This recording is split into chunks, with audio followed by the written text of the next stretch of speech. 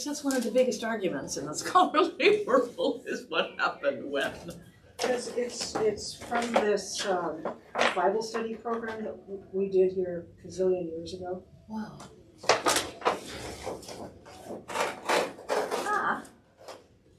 It might even some of us remember. Oh, these are fun. I adore you. And I argue with them, but that's okay. And it curls too much to stay up. I see. Yeah, how do you do time before there was any human writing? That's always fun. Well, they have ethics and the that's fantastic. Oh, well. long stories. Yeah, well, those are fun. Just lots of fun. And there was somebody who was just evaluating the Norwegian ones and saying, no, there really was this woman who went off to, from Yeah, that's pretty England to the New World, back and forth, back and forth. Curious, you understand to find out. Now we'll just take a You just have to touch things. Just have to touch things. Very possibly that's so far out of range of anything I understand. Excuse me, John. I'm not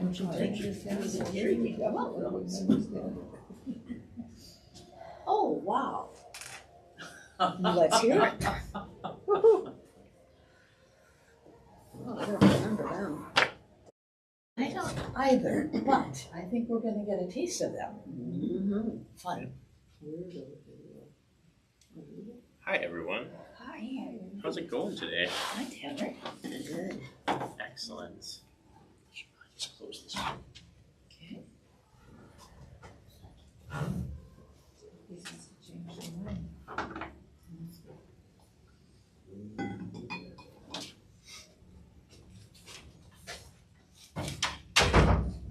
Oh. Are we all here? We're ready to roll? Mhm. Is that, I guess it is 10 o'clock, so. It's 11 o'clock.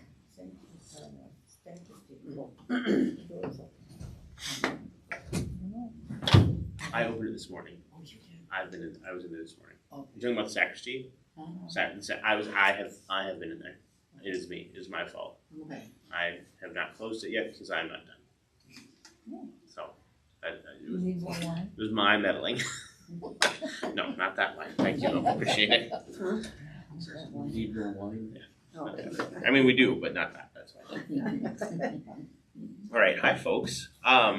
It's good to have you all here today. So, a couple of announcements as we get cracking here. None of us are preaching this week because we have a guest preacher who is a student with Lutheran Campus Ministries Twin Cities. So, some of you may remember that it was about this time last year or maybe 2 years ago now. I can't really remember.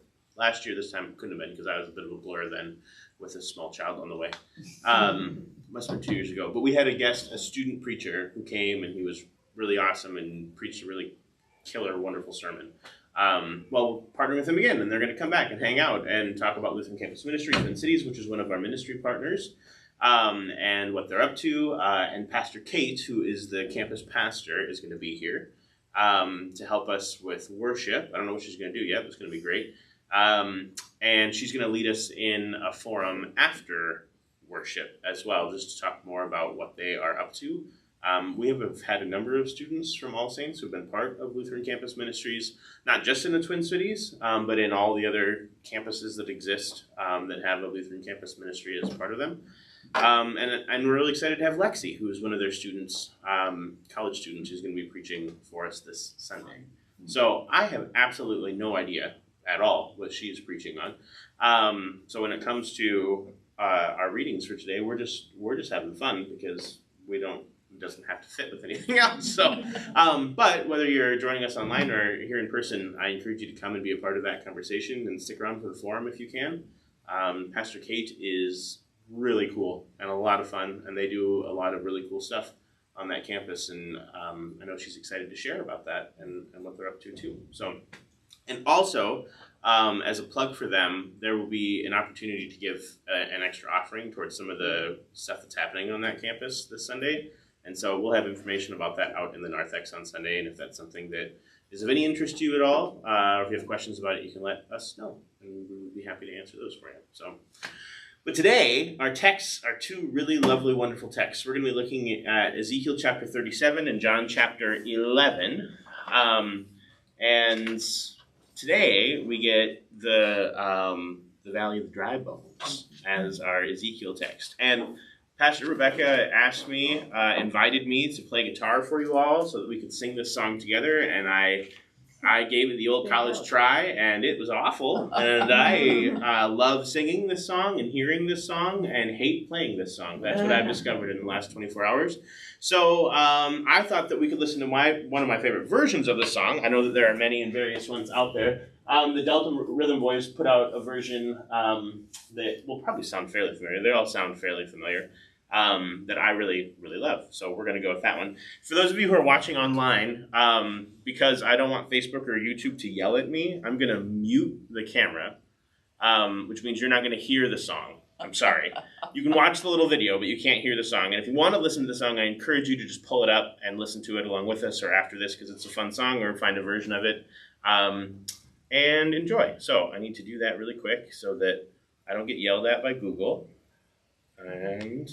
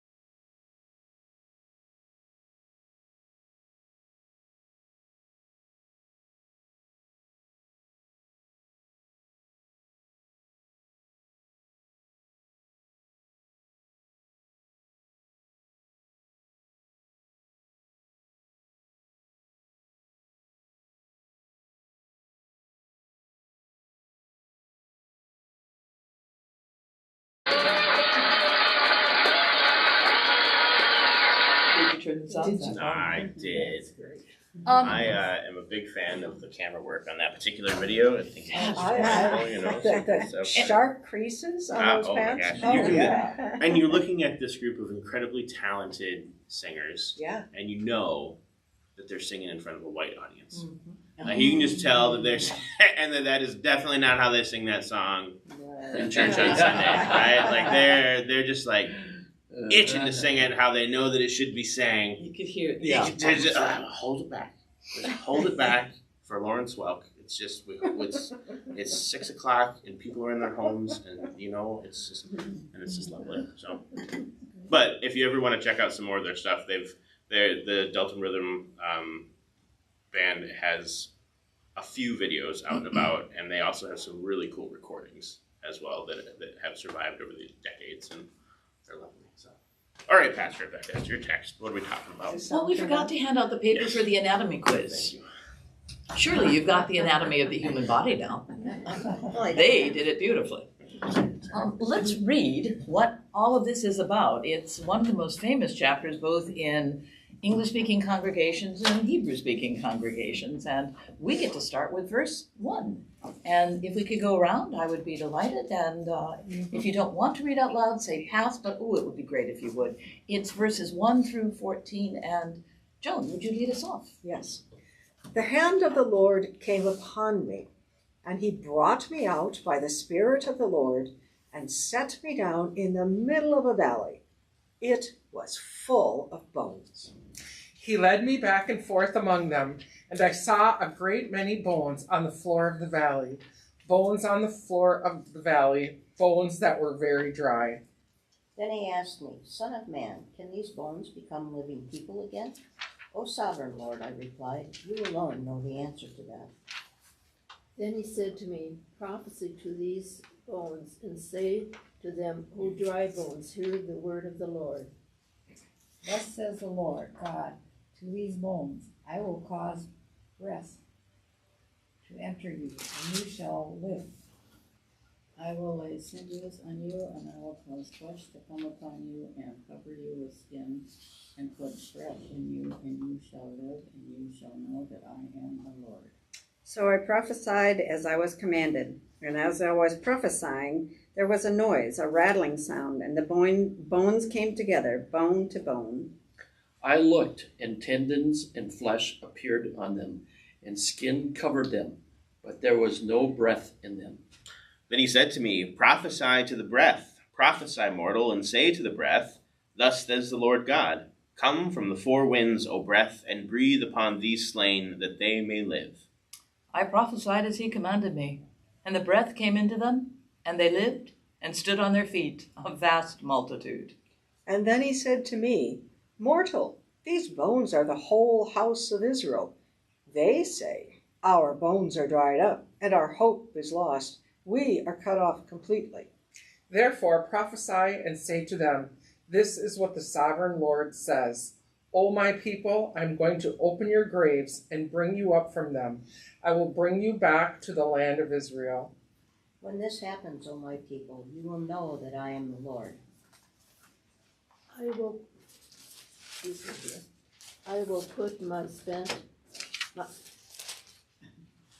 put my spirit within you, and you shall live, and I will place you on your own soil. Then you shall know that I, the Lord, have spoken and will act, says the Lord. Marvelous stuff. I mean, how do we understand it? Literally. Literally. Right? Only literally. No figurative reading of this one. And I thought we were friends. This thing is so full of metaphor, as Tanner has just alluded to, that it takes a look at, and you kind of fall into that valley. At least I fall into that valley. There's so much going on here. But as a kid, about all I knew about this chapter was what we've just heard, which is lovely. It makes a great camp song, and it's all kinds of fun. And there's a whole bunch more in it. And that's some of what I would like to get to. Ezekiel's a funny prophet. Hard to read.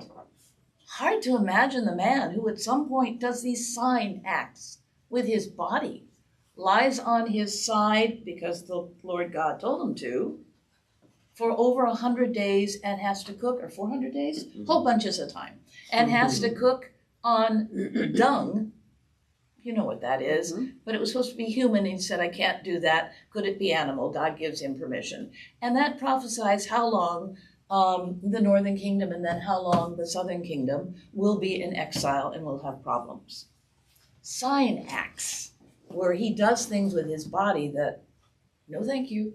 At least he's not Isaiah. That one's even crazier. But the first part of this book, say up to around chapter 24, really focuses on these sign acts. From 34 to 24 to about 32, 33, you get things specifically against the foreign nations. And then from 33 on to the end of 48, you've got the future of Israel. And in our reading, we heard that. There's hope for you, O Israel. And I am going to step back just for a moment into the history, but I promise not to go too far. This is to Israel after the second exile, after the first people anyway have been exiled to Babylon. The Assyrians in 721 wiped out the northern kingdom and most of the southern kingdom. In 586 BCE, the Babylonians took out the Jerusalem temple. But starting in about 596, there were exiles of the rich and famous to Babylon, and then more exiles and more exiles. And scholars are pretty convinced that Ezekiel went to Tel Aviv, to Abib, to the river Kibar with the exiles. 593 I've read, I don't know. But Ezekiel went early as one of the more popular people, one of the more known people, and the call of God was on him in Babylon. And Jeremiah writes about how they're going to have to stay there. You build the houses, you marry, you just get used to staying there. And Ezekiel prophesies to the people what had gone wrong in Israel, what the foreign nations had done, and what the hope of God is. And this is to a people who don't want to hear. They've been exiled. They've put all their hope in the Jerusalem temple where God lives. And in 586 BCE, the Jerusalem temple is gone. And Ezekiel has to prophesy hope to these folks. I mean, this is devastating. And I don't want to be Ezekiel ever. Fortunately, there was just one. His was a tough call. But some of the fun things I've noticed about this, and I didn't until I read Catherine Pfister-Dar, who pointed out that there's some wonderful wordplays, there's some wonderful situations to look at, and in this opening section, there is no date. Ezekiel 1:1 is dated. I won't read long, but just in the 30th year, in the 4th month, on the 5th day of the month, as I was among the exiles by the river of Kibar, the heavens were open, and what goes on from there is phenomenal. Read chapter 1 of Ezekiel, or Google it, and be astonished. He sees all these things flying in wheels. No, we're not going there. But many of the oracles are dated. Ours isn't. And Elie Wiesel, that great Jewish prophet of the Holocaust, said that this was not dated because all nations and all peoples need to know that in our lives through God, these bones can live. There are other oracles in Ezekiel that are not dated, but I like Wiesel's look at this one. This is certainly one of the most famous of all those. And Dar also points out that visions of God, which I can't remember who read, is correct. I mean, that's a correct reading of the Hebrew. But Dar turns it around or slightly alters it to read God's vision. And either one is perfectly acceptable. But when we look at it as God's vision, are we then looking through God's eyes? And at least Ezekiel 37 looks like looking at what's happening. The eternal promise is there. David's eternal kingdom is part of the philosophy. And Judah and Israel have disobeyed that. And now they're in Babylon and the holy temple is gone. How do you do this? So these are these visions, oracles' visions. Judah and Israel, oracles' vision, the foreign nations, oracles' visions. The future is possible. There is hope in these bones. And bones, is pretty obvious, is a metaphor for life. Either life going away or life being restored. But I've never looked at Ezekiel as how God sees things. I've always read visions of God because that's right. But then how does God see for me, has now become one of the more important things of all of this. How does God see us? What is God's vision for us? Can you look at a valley of bones and see them come together? I don't think so. But through God's eyes, even in the worst of all situations, and these folks were living that, these bones can live. And thank you so much for that video. That was great. This thing is just full. How many have heard sermons on this? I hope you've heard good sermons. Good. I've only heard bad sermons on this. Granted, I have not heard any of them here at All Saints. I've dreaded this chapter because of what I've heard in the past. I hope what you heard was good. But this is so rich. And I never realized that. I'd avoided it until it became the teaching thing for this Thursday. So, what? When you were reading that one part, I hope I'm not lost about where we were, but like at the woman of the well thing, didn't like Jesus say I could raise people up out of these stones? Yeah, a little bit later, but yes, absolutely. Yeah, Jesus does say that. Yeah, sure. So it just seems to me like nothing's impossible for God. Let's open our minds. Thank you, absolutely. And can we always live that, Deborah? You're absolutely right. I struggle when lousy things happen. And lousy things have happened to each and every one of us, without question. And so I may actually start reading Ezekiel 37, though I have avoided it for all my years. Because things can happen in the impossible. And for sure, the folks that Ezekiel's preaching to, they don't want to be preached to. They don't want to be in Babylon. They say later on in verse 11, in this, they say that they have no hope. Yeah. Mortal, those bones are lost. They say our bones are dried up. Our hope is lost. We're cut off completely. That actually, those three phrases are 2 words each in Hebrew, and they end in the same ending. So it becomes kind of a mournful chant. You know, we're done. And yet Ezekiel starts out with, we look through God's vision. Human vision, absolutely, we're done. But through God's vision, there's something here. Reading a Jewish commentary, Ezekiel can't go into that valley of dry bones if they're actually bones because he's a Kohen, a priest, and you can't do that. So it's a vision. It's also the hand of the Lord came upon Ezekiel instead of, though it occurs in other places in Ezekiel, but usually we hear the word of the Lord came to Ezekiel. But the hand sets some people back to the ecstatic prophecy that the ancient prophets prophesied. And then we've got the word. We don't know what's going on here, but there's all kinds of little hints of all kinds of things, which are fun. I won't, I promise. But did you note God's description of the body and the parts that come together? It's a beautiful description of the way we come apart in death. It's a physical, very human, very real word. And then the Spirit of God, or the breath of God, or the wind of God, it's all the same word, ruach, except in the verse that has the winds and the Spirit. There, the, is that verse 11? Sorry, I'm trying to have it. 9. Tanner, would you read that again? Then he said to me, prophesy to the breath, prophesy, mortal, and say to the breath, thus says the Lord God, come from the 4 winds, O breath, and breathe upon these slain that they may live. Breath, ruach, wind, ruach, spirit, ruach. Breathe on these, nafach. It's a different word, which doesn't mean anything to me until one of my happy commentators said, remember Genesis 2, verse 7, where God nuach, nafach, the breath of life into ha'adam.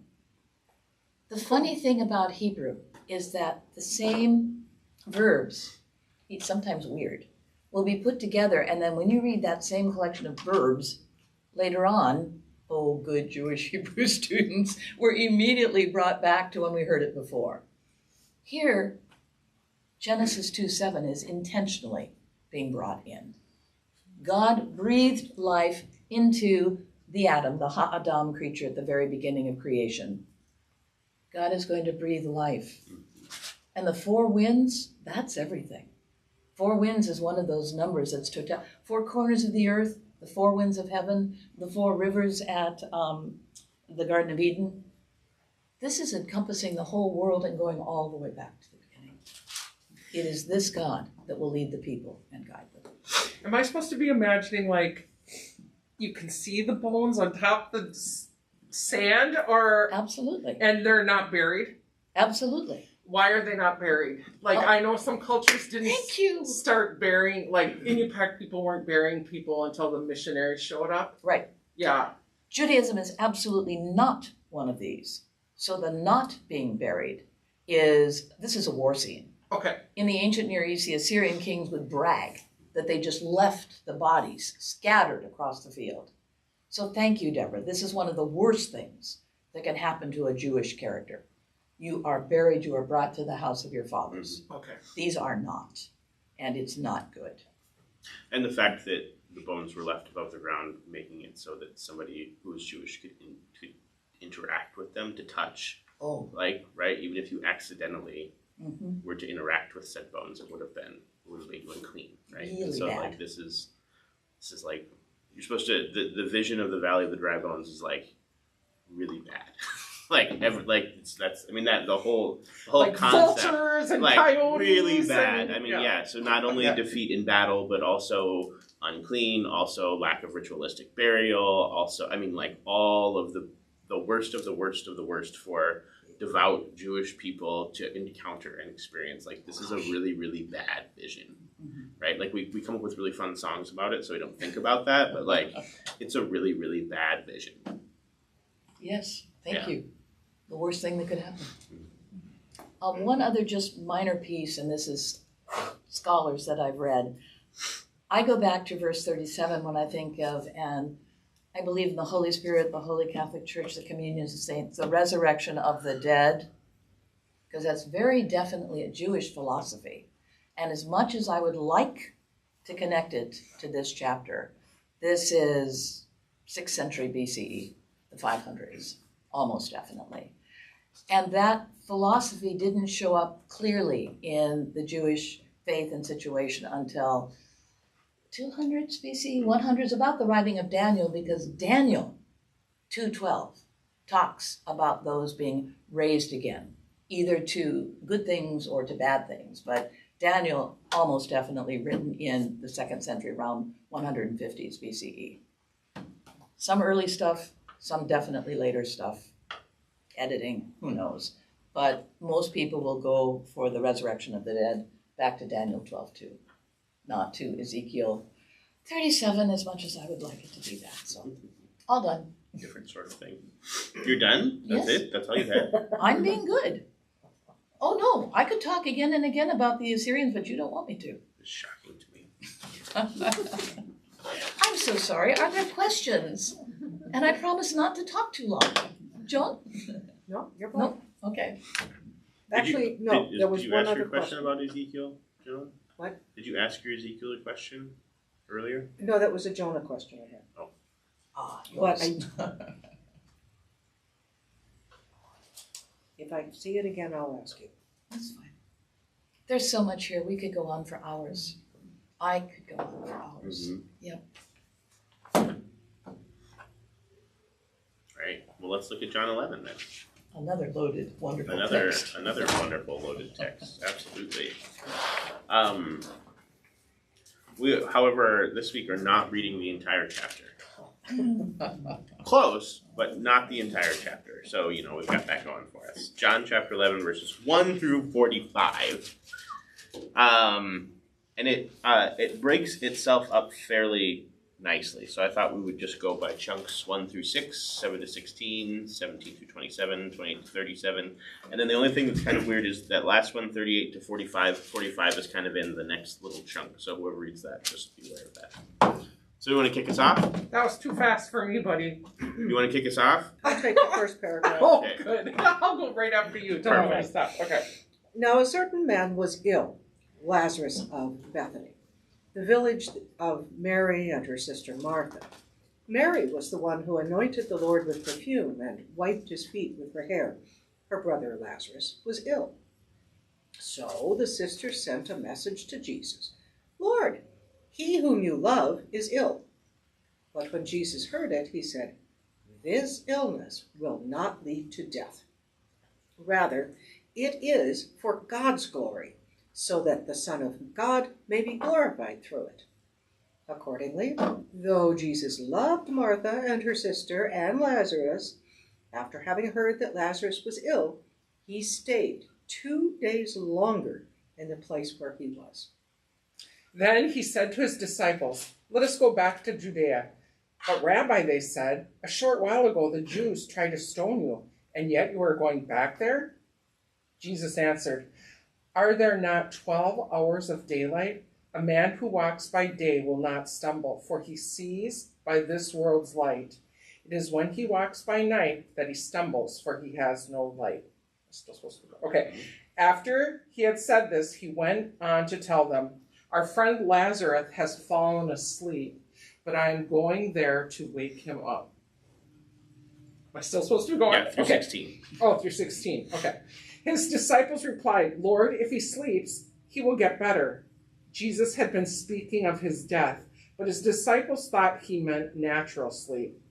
So then he told them plainly, Lazarus is dead, and for your sake I am glad I was not there, so that you may believe.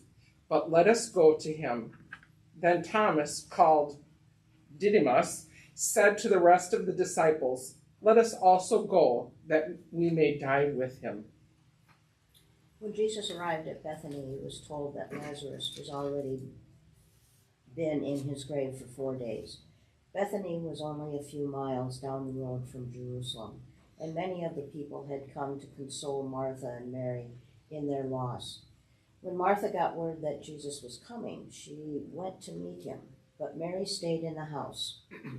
Martha said to Jesus, Lord, if only you had been here, my brother would not have died.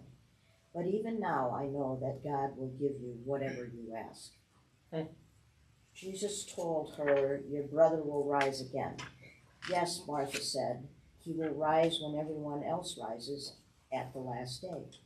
Jesus told her, I am the resurrection and the life. Anyone who believes in me will live, and even after dying. Everyone who lives in me and believes in me will never ever die. Do you believe this, Martha? Keep going. Yeah, one more verse. Okay. Yes, Lord, she told him, I have always believed you are the Messiah, the Son of God, the one who has come into the world from God. When she had said this, she went back and called her sister Mary and told her privately, the teacher is here and is calling for you. And when she heard it, she got up quickly and went to him. Now Jesus has not yet come to the village, but was still at the place where Martha had met him. The Jews who were with her in the house consoling her saw Mary get up quickly and go out. They followed her because they thought that she was going to the tomb to weep there. When Mary came where Jesus was and saw him, she knelt at his feet and said to him, Lord, if you had been here, my brother would not have died. When Jesus saw her weeping, and the Jews who came with her also weeping, he was greatly disturbed in spirit and deeply moved. He said, where have you laid him? They said to him, Lord, come and see. Jesus began to weep. So the Jews said, see how he loved him. But some of them said, could not he who opened the eyes of the blind man have kept this man from dying? Then Jesus, again, greatly disturbed, came to the tomb. It was a cave, and a stone was lying against it. Jesus said, take away the stone, Martha. The sister of the dead man said to him, Lord, already there is a stench, because he has been dead 4 days. Jesus said to her, did I not tell you that if you believe, you would see the glory of God? So they took away the stone, and Jesus looked upward and said, Father, I thank you for having heard me. I knew that you always hear me, but I have said this for the sake of the crowd standing here, so that they may believe that you sent me. When he said, This he cried with a loud voice, Lazarus, come out. The dead man came out, his hands and feet bound with strips of cloth, and his face wrapped in cloth. Jesus said to them, unbind him and let him go. And then the final verse, 45. Oh, many of the Jews, therefore, who had come with Mary and had seen what Mary did, believed in him. Thank you very much. It's a big old text, right? So this is a big old text that arguably ends too soon. We end with verse 45, verses 46 through 53 kind of close out this chunk, and they're important because they set the stage for what's next, right? Because this happens, and then immediately we get the plot to kill Jesus, right? Like that's the continuation of the story. And so seasonally, as we move through the end of the season of Lent, that's important, but also just in general, the reaction to the raising of Lazarus is the plot to kill Jesus, which I think is just important for us to keep in our heads. So, all right, what do you think? What do you see? What do you hear? What do you like? What seems weird?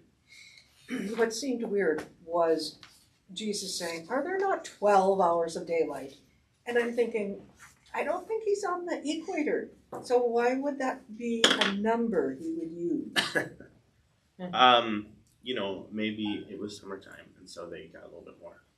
It was daylight. It was daylight time. It was daylight. It was Daylight twilight counted probably good shooting light still, so that's probably that's until a what it half is. hour after sunset. I think it's a translation issue, but anyway. No, it's actually how the Jews saw the division of day and night. Oh. There was 12 hours of day, 12 hours of night, Okay. no matter when. Because your next day starts at Yes. sunset, like At you have to sunset. have a general idea about how much time you get to do all the things. So I'm always curious, like Jesus wept. Like even though he probably knew he was gonna raise Lazarus up from the dead. So it's like I don't know, it's like why is he crying? Is he crying because he's moved with love for all the other people suffering? Is he crying because he knows he's gonna die and be raised? You know what I mean?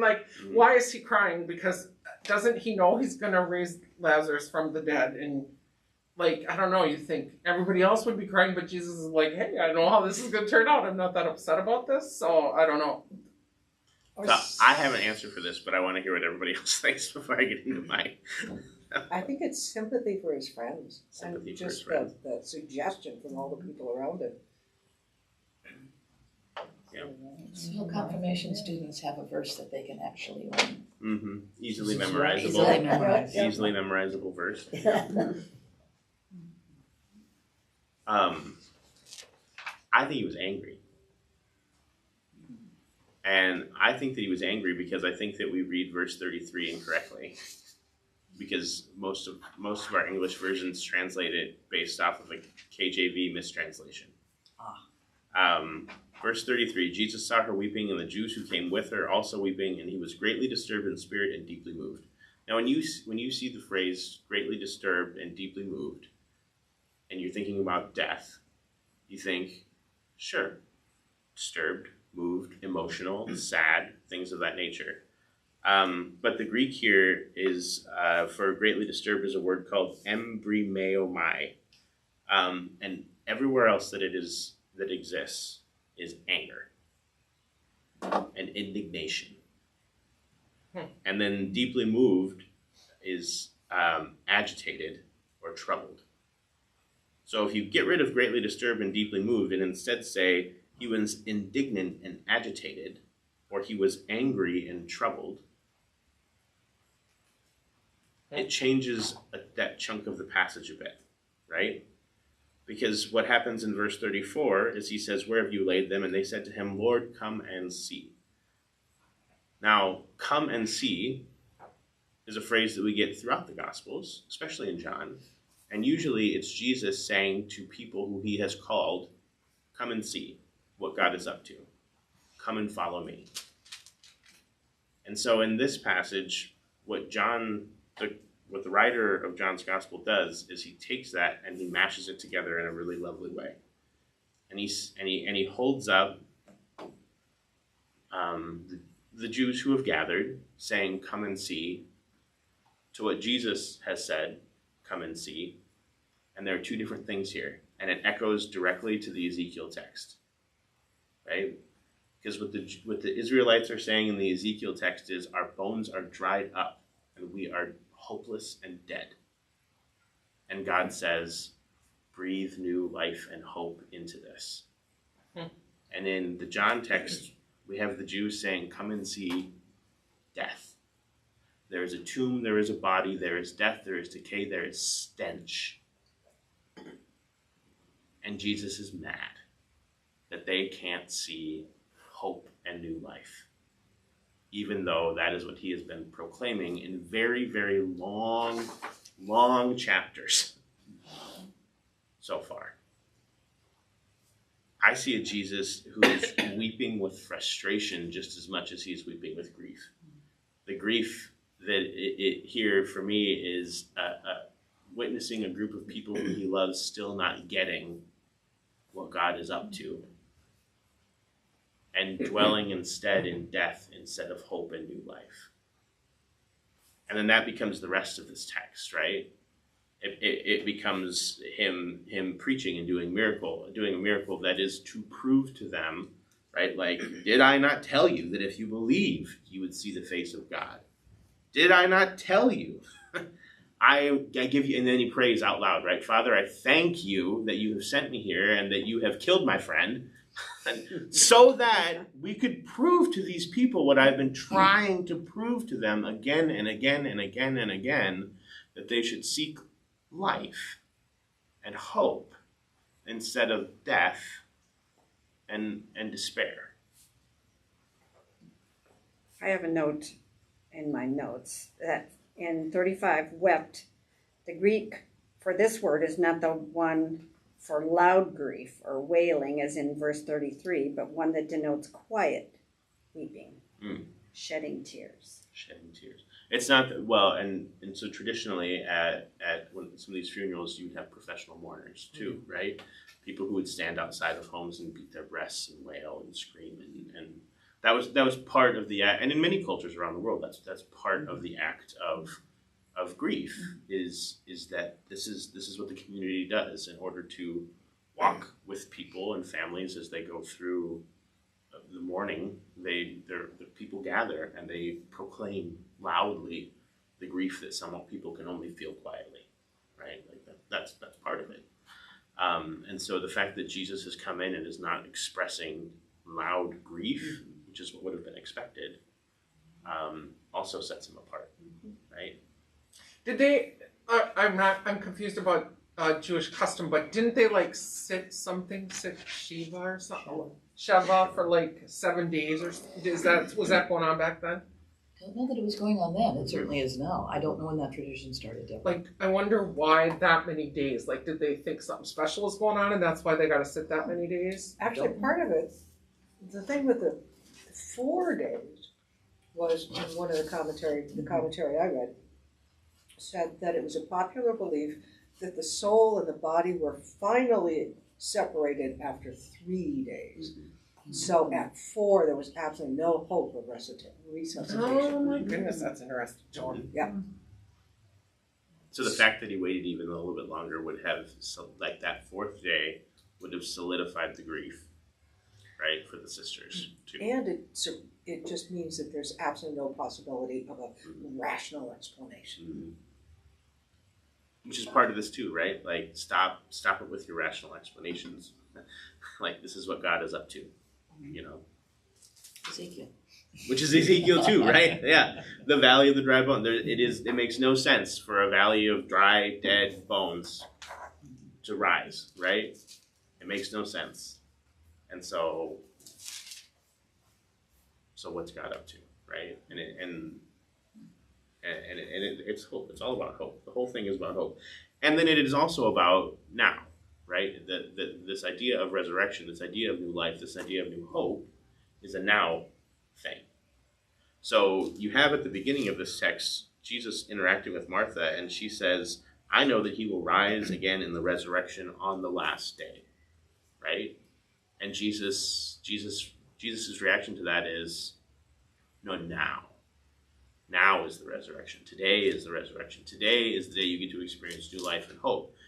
And that becomes a huge part of Christian theology throughout the centuries. It's something we talk about, right? Like when we say show up, do good, be kind, and walk the walk of faith today, we're saying that because it's not a pie in the sky when you die sort of thing. It is a living new life in Christ now, each and every day.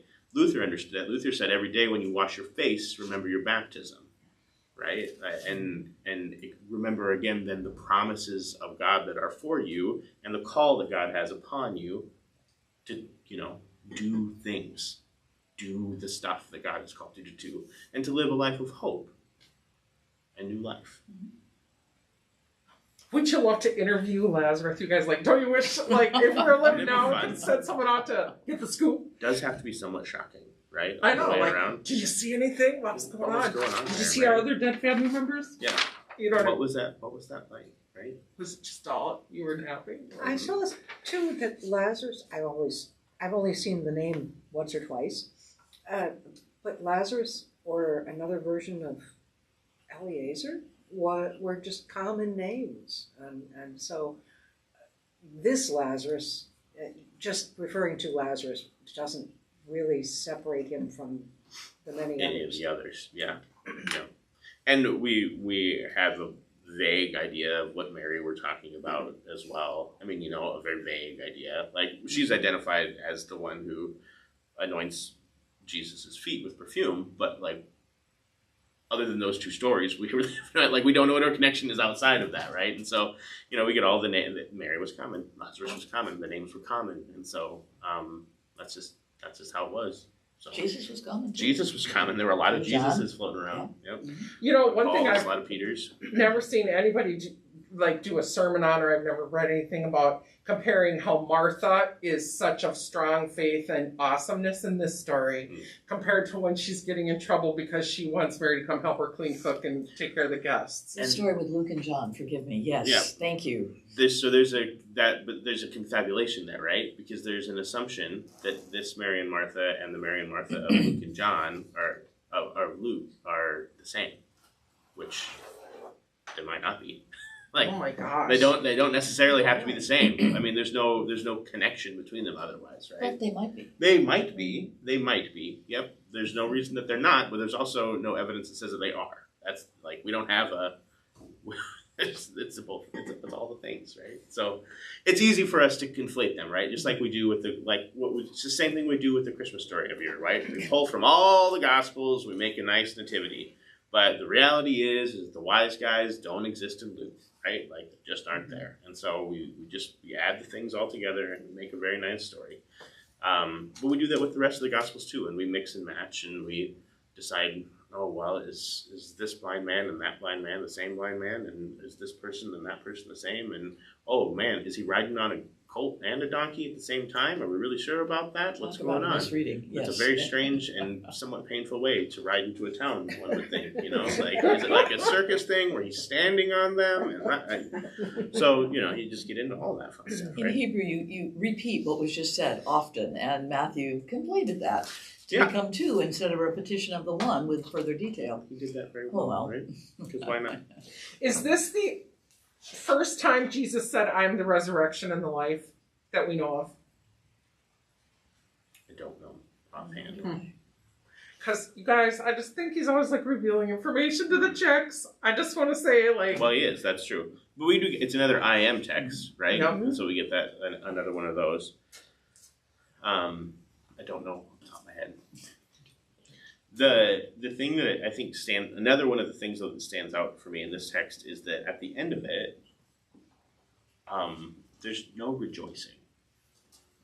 Jesus brought a guy back from death, and there's nothing that says everybody clapped or there was a feast, or there was nothing. It was unbind him and let him go, right? And then that's the end of this. And then they plot his death. I was going to Right? say exactly the opposite. They This plot caused his plot. death. That's why that next section I think is so important, because when there are stories of healing, when there's miracle stories throughout the Gospels, even if it's not everybody rejoicing, there is usually at least some semblance of joy, and we get none of that.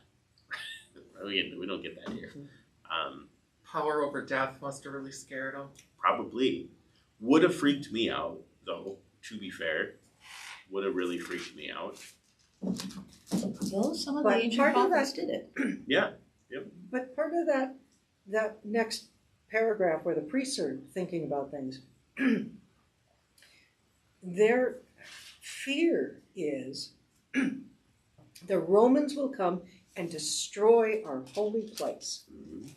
Echoing back to the Babylonians destroying it some 500 years before. And that it was such an active fear.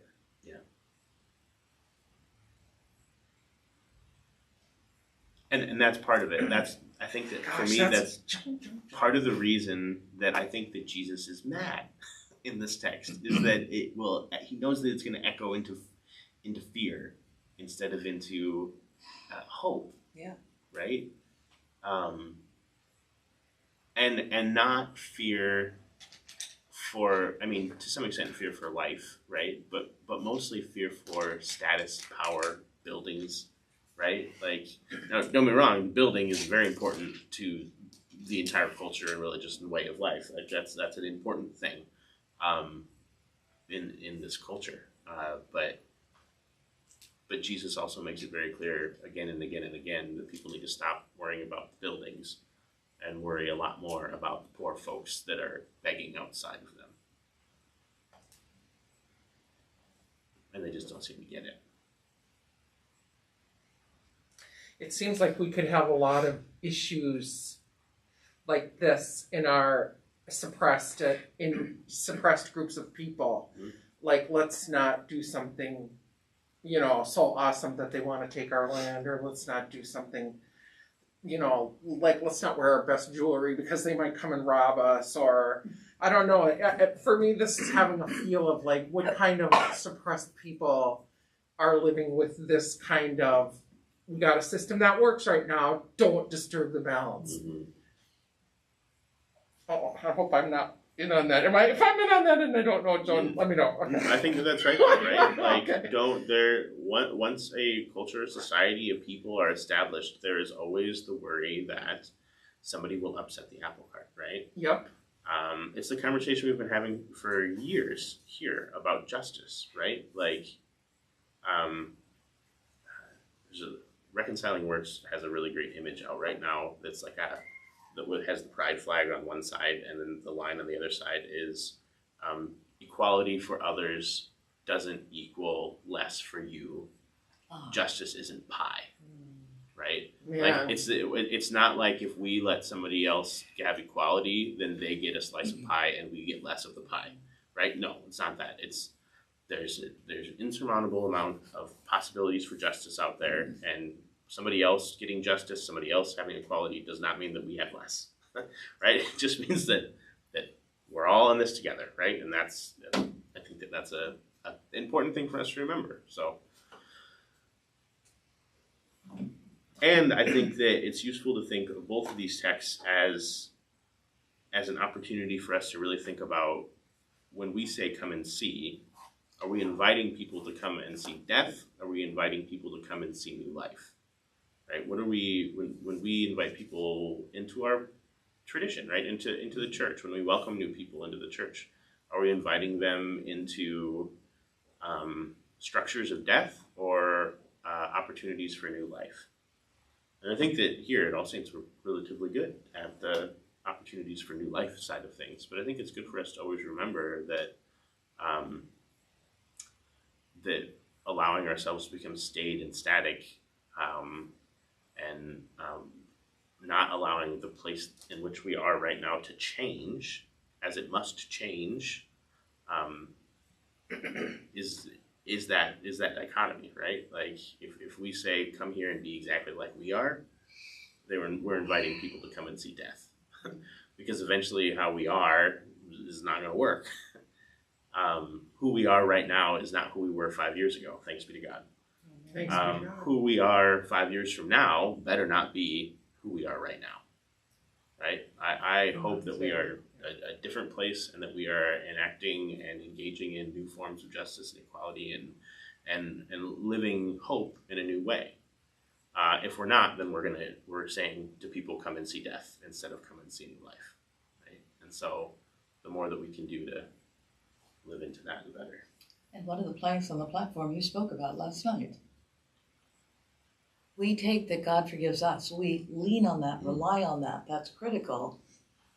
But is God supposed to forgive those people?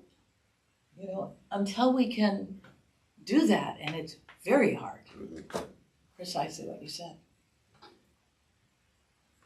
We have that guy over in Russia that's just being so awful. That one. What are we supposed to do about him? What does it mean that he is someone for whom Christ died, though? Right? I vividly remember, I mean, I was young at the time, but 9/11, I vividly remember the pastor at my home congregation a few months after, about this time, because this is the 20th anniversary of the invasion just happened, right? After the invasion, our pastor saying, what does it mean that Christ died for Saddam Hussein? What does it mean that Christ died for the people who were watching getting bombed every night? Which is a really hard conversation to have in the months following 9/11. It's still a hard conversation to have, right? There will never not be enemies, because we will always find people to be our enemies. There will always be people. There will always be people we don't like. There will always be people who are othered. There will always be bad guys. Which means that we will never run out of opportunities to answer the question, what does it mean, or at least consider the question, what does it mean that they are people for whom Christ died? Right? It is hard stuff, because Yes. our hearts cry out for justice. Yes, absolutely. And Retribution. and there's a difference there, though. Yeah. There's a difference between justice and retribution. There's a difference between in those things, and there's a difference between justice and revenge. Oh, wow. Right? There are differences in that language, and geopolitics is a really challenging place to navigate that, right? To walk that line, and I don't envy the people that have to do that in their day-to-day lives in a more professional level in terms of who pushes the buttons, right? But at the same time, to dwell in that conversation, because it's not just that. It's really easy for us to say, Putin, bad, and how do we deal with that? It's a lot harder for us to have that conversation about the super annoying president of our HOA who won't let us paint our house the color we want to paint it, right? But for whom we carry a deep-seated grudge of hatred. And Jesus makes it clear that hate is hate, right? So whether it's the HOA president that we don't like or Putin, the hate is the hate is the hate, right? And so how we navigate that in our day-to-day lives is what becomes important, right? Because it's easy to push off those other things too. It's easy for us to say, well, he's not Hitler, so I guess we can be, but if that's the lowest, if that's the bar that we have to get over, like that's a pretty low bar, right? And so we have to consider that maybe we shouldn't hold ourselves to the standards of the lowest common denominator out there, right? And that maybe Christ is calling us to something that's, I don't know, at least a bit more than the floor in terms of things, right? One thing I really like about, I was really influenced by Ron and Beth's spiritual walk. And Ron, her husband, was like the salt of the earth kind of coach, teacher, beautiful person. And so I kind of came from a little bit of a Catholic tradition where like some of the sins were worse than some of the other sins. And I just was always so moved that when we went, like we would go to church in Cross Lake or whatever, and Grandpa Ron would always be like, I'm a sinner equal to every sinner that has ever been. And when they'd say, write your sins down, and then we're going to like poke them on the nails, I don't remember what we were doing. It just like always like shocked me about his faith so much that he perceived that he was a sinner. And I like that his sins, and we have Jimmy Carter doing the same thing when whatever he just said, because I'm worried about him dying too, but just like for him to say that I have looked at a woman with lust before. I am a sinner. and not like, yeah, but I didn't rape them, or I didn't do this, or I didn't do that. You know what I mean? And so it's just like, I don't know. That just moved me so much about their Lutheran faith, that they got that their sins didn't make them better than anyone else because they only swore in the car. You know what I mean? I don't know, but it's moving. I agree, and I think that's like that is such an important aspect of our tradition as well. This is that recognition right there, and that means that we're not any better than that guy in Russia, right? And so, what does that mean? What does that? Kind of feels like I am. I know, right? I know, but at the same time, let's go there and fix that up, and let's feed these people and give them some quilts and get the heat on and electricity, and like, you guys need to go to therapy because you should have never done that in the war. What were you thinking? And you know what I mean? I don't know. Absolutely. Post-traumatic stress disorder therapy for everyone. That's a good time. Crayons and art supplies for the children so they can express their deep wounds. Crayons and art supplies for some of the adults too, because there's some ones that they desperately need to color at so for a hard. while, right? Okay. Yeah. Try to be humble today, but it's gonna be hard. Nope, that's fine. That's fine. We just add it to the list. It's all good. The only other thing that I want to tell you about this text is that in the midst of all of the truly terrible translations that the King James Version of the Bible did to the English translations of the Bible, is that at one point in time, and this is the text, they said, "He's been dead 4 days, he stinketh." And I think that that's delightful. Like, I think that is by far the best translation of that verse that exists. And the fact that we've removed that but kept all the other stupid stuff makes no sense to me. So, that's what I've got. I don't think it can be followed. Your closing is probably significantly more profound, but there we go. So. Now, the King James gets it right a couple of times. He does. NIV and RSV smooth out. So. They should not have done it that way, but they mess it up by smoothing it over a couple of times.